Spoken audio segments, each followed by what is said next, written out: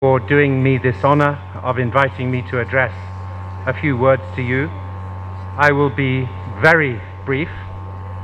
I think the previous speakers have highlighted the many challenges facing Somalia, whether they relate to the humanitarian situation, whether they relate to the need for jobs and a future for young people, whether they relate to security and the importance of improving security both for the people around the country and here in Mogadishu, as well as the need for more stable politics. Speaking, I hope, on behalf of my colleagues in the international community, let me say that when Somalis work together, all these challenges can be addressed and overcome. But when there are big divisions, the difficulty of addressing them becomes much, much greater. And as I think many speakers have said, the role of Parliament in responding to the executive's agenda is extremely important.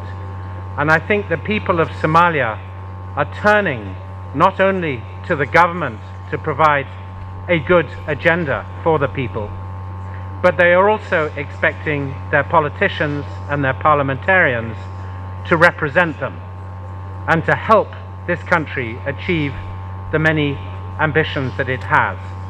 And these cannot be underestimated. Unfortunately, Somalia has been characterized by a very turbulent political marketplace for many years.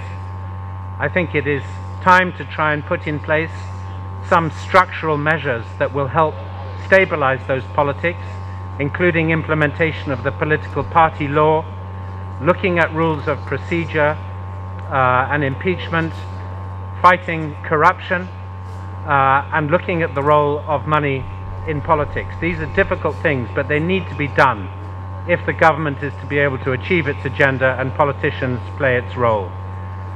Let me say that my job as the SRSG is to work with my colleagues in the international community and to encourage them to be generous to Somalia, whether it's in terms of supporting the constitutional review, the definition of an electoral model, in terms of breaking the cycle of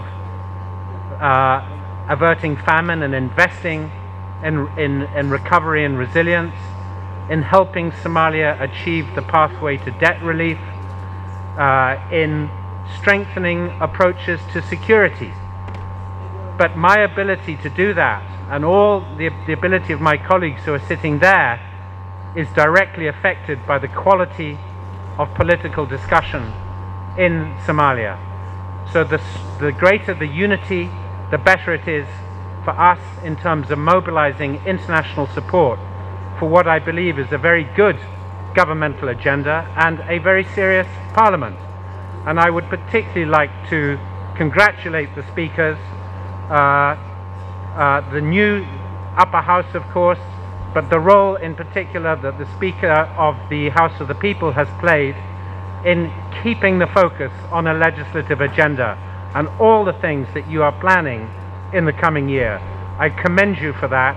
I wish you every success, and I urge all Somalis to come together to tackle the extraordinary challenges that we now face and help me to continue to persuade the international community to provide all the support that this country needs and deserves at this critical time. As I say, the agenda is good. Let's make the politics good as well, so that we can achieve the many ambitions that are being set out by this government. Thank you very much.